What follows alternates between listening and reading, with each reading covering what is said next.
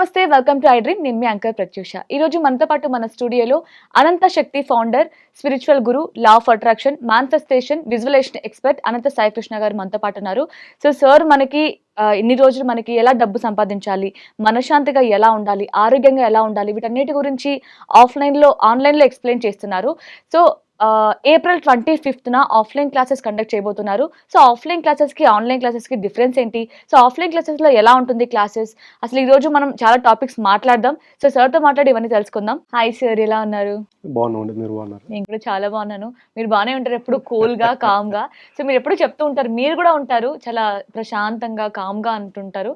అలాగే ఇంకొక పట్ల కూడా మీరు కృతజ్ఞత భావంతో ఉండాలి, ప్రేమగా ఉండాలి, ఇలా పీస్ఫుల్గా ఉండాలి అని చెప్తూ ఉంటారు. సో అలా ఉండడం వల్ల యూజ్ ఏంటి సార్? ఏమొస్తుంది మనకి? మనశ్శాంతి వస్తుంది. మనకు వస్తుందా? మనకు వస్తుందండి. ఓకే. మనం మనశ్శాంతిగా ఉంటాము, వేరే వాళ్ళు మనల్ని చూసి అశాంతిగా ఉంటారు అనమాట. ఓకే. అంటే మనము దేనికి రియాక్ట్ అవ్వము. మనిషి ఎప్పుడైతే ప్రేమతత్వము కృతజ్ఞత భావంతో ఉంటే ఆటోమేటిక్గా క్షమాగుణం అనేది వచ్చేస్తుంది. ఒక వ్యక్తి ఎప్పుడైతే క్షమాగుణంతో ఉంటాడో అది తెలియకుండానే మనలో ప్రతి ఒక్కరి పట్ల ఒక ప్రేమతత్వము కృతజ్ఞత భావం అనేది ఆటోమేటిక్గా వచ్చేస్తుంది. ఎప్పుడైతే ఈ భావం వస్తుందో మనం మనశ్శాంతిగా ఉంటాము, మనల్ని చూసేవాళ్ళు అశాంతిగా మారిపోతారు అనమాట. అంటే దేనికి రియాక్ట్ అవ్వమండి అక్కడ. అంటే ప్రతి దాని పట్ల జంతువులు కావచ్చు, అంటే వస్తువులు కావచ్చు, మనం తీసుకునే ఫుడ్ కావచ్చు, దేన్ని చూసినా ప్రేమతత్వంతో చూస్తూ ఉంటాం. అంటే మనం ఇక్కడ బాగా అబ్జర్వ్ చేస్తే చూడండి, మనం పూజించే దేవుడు కూడా ప్రేమతత్వం కృతజ్ఞత భావంతోనే ఉండమని మనకు చెప్పారు. కానీ మనం మాత్రం వాళ్ళకి పూజలు చేస్తూ వాళ్ళు చెప్పిన క్యారెక్టర్ను మనం పాటించట్లేదు. కాబట్టి ఈరోజు మనిషికి ఎన్ని కష్టాలండి. మనిషి ఎప్పుడైతే ప్రేమతత్వం కృతజ్ఞత భావం క్షమాగుణంతో ఉంటాడో చూసే ప్రతి దాని పట్ల సాక్షిభూతంగా ఉండగలుగుతాడు. ఎప్పుడైతే సాక్షిభూతంగా ఉండగలుగుతాడో ఆ మనిషికి ఎంత పెద్ద కష్టం వచ్చినా దాన్ని యాక్సెప్ట్ చేయగలుగుతాడండి. ఓకే. సో మీరు కృతజ్ఞత భావంతో ఉంటే మనకి అవతల వాళ్ళు మనం చూసి అశాంతిగా ఉంటారు, మనం శాంతిగా ఉంటామని చెప్తున్నారు. కానీ మనం ప్రతిదానికి వాళ్ళు ఏం చేసినా మనం రియాక్ట్ అవ్వకుండా, సార్ పోతే పోనీలే అన్నాడు కదా అని తోసేసుకుంటూ ఉంటే వాళ్ళని మళ్ళీ మళ్ళీ హర్ట్ చేస్తారు కదా సార్. అంటే తిని ఏం చేసినా కూడా ఏం రియాక్ట్ అవ్వదు, సో ఎంత బాధ పెట్టినా కూడా ఏం తీసుకోదులే అని చెప్పేసి ఇంకా బాధ పెడుతూ ఉంటారు కదా.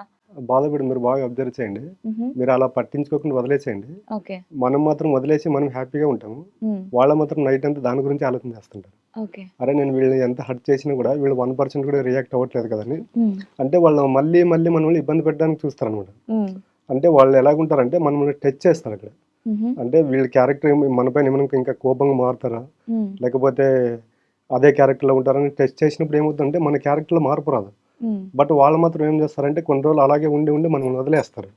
కాబట్టి మనిషి దేనికి రియాక్ట్ అవ్వకూడదండి. అవ్వకూడదండి. అంటే కొన్ని విషయాలు అవ్వాల్సి ఉంటుంది కదా సార్. మరి అదే అంటే ఎలాంటి విషయాలు అవ్వచ్చు, ఎలాంటి విషయాలు అవ్వకూడదు, అంటే పూర్తిగా అవ్వకుండా ఉండాలండి.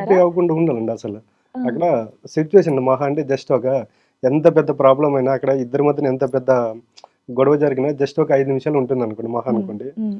అది 5 నిమిషాల్లో దాన్ని మనం ఇద్దరు గొడవ పడుకుంటూ ఉన్నాం అనుకోండి, అది 1 అవర్ 2 అవర్స్కి వెళ్ళిపోద్ది.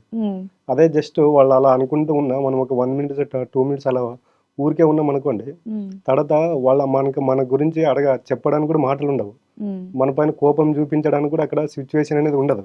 కాబట్టి వాళ్ళు అలా వదిలి వెళ్ళిపోతారు. అంటే బయటకు వెళ్ళిన తర్వాత వాళ్ళు రియలైజ్ అవుతారు. అంటే నేను అన్నా కూడా వాళ్ళు ఊరికే సైలెంట్గా ఉన్నారు కదా, అంటే తప్పు నాదే అని రియలైజ్ అవుతారు. బట్ వాళ్ళు అక్కడ వాళ్ళ ఈగో ఒప్పుకోదు అనమాట. అరే నేను తిట్టినా కూడా వాళ్ళు రియాక్ట్ అవ్వట్లేదు కానీ మళ్ళీ అగైన్ మనల్ని ఇబ్బంది పెట్టడానికే చూస్తారు. కానీ ఇలాంటి సిచ్యువేషన్లో మన సోషల్ మీడియా కూడా మన మైండ్ని చదువుతుంది అంటుంటాం కదా. మనం ఏమైనా కొంచెం మూడీగా ఉంటే మన ఇన్స్టా ఫీడ్ కూడా అలానే వస్తూ ఉంటుంది అనమాట.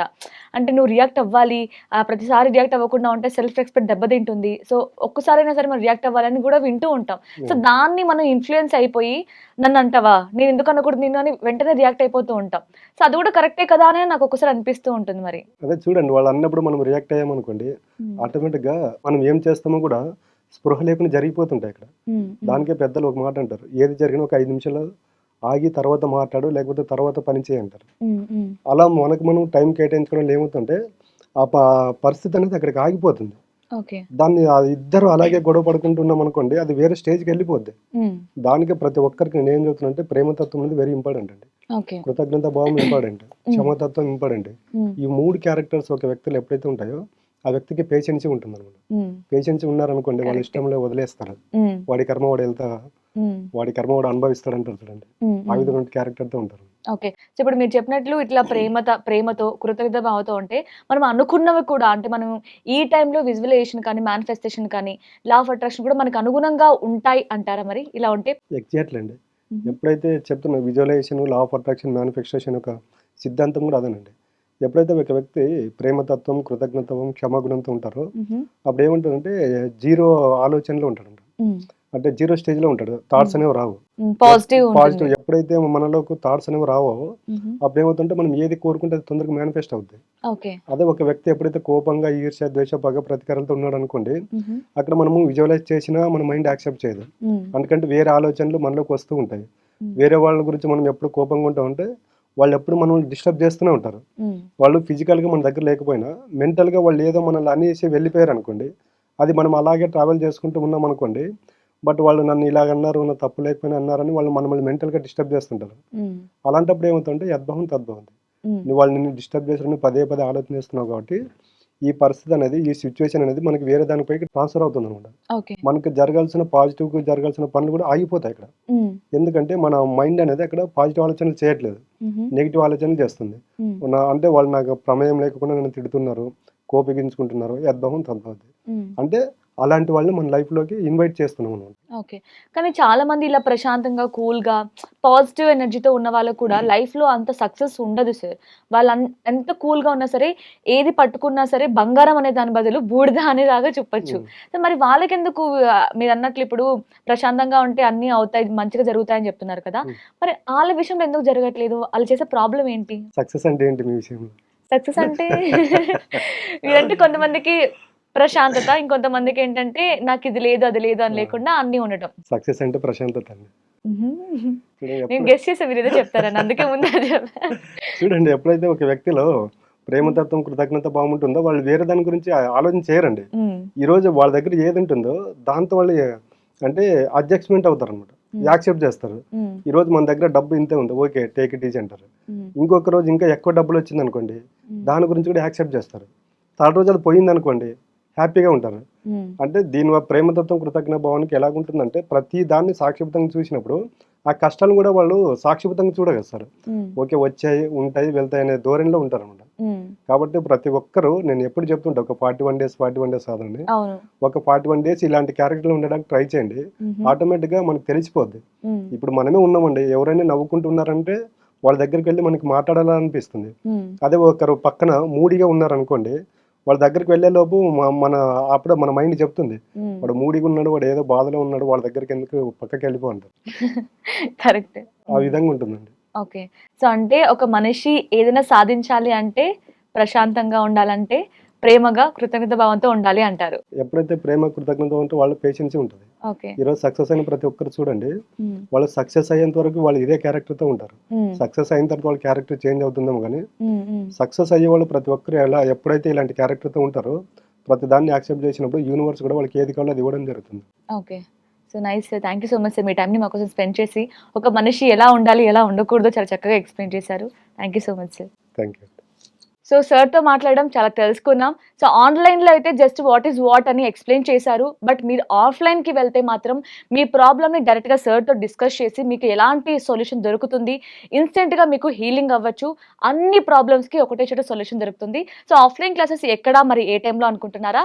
ఏప్రిల్ 25న హోటల్ ఏటీసీ కేపీహెచ్‌పీలో ఆఫ్‌లైన్ క్లాసెస్ కండక్ట్ చేయబడుతున్నాయి. సో, తప్పకుండా ఎవరు కూడా మిస్ చేసుకోకుండా ఒకసారి ఆఫ్‌లైన్ క్లాసెస్‌కి అటెండ్ అవ్వండి. మీ ప్రాబ్లమ్స్‌కి సొల్యూషన్ పొందండి. Thank you so much for watching. And for more videos, Please subscribe to iDream. Please subscribe to iDream. Please subscribe iDream. And please subscribe to iDream. For more videos, subscribe to iDream. please like, share, and subscribe to the channel. Congratulations, iDream. subscribe to iDream. Subscribe to iDream. So subscribe to iDream Media. iDream ki iDream team అందరికి huge congratulations. Please subscribe iDream Media. Please subscribe to iDream. Subscribe iDream. Please subscribe to iDream. iDream అంటే నా కళల channel subscribe చేసుకున్న నోరు తిరుగుతలేదు. మీరైతే గంట గుర్తు కొట్టండి. For more such videos, please subscribe to iDream.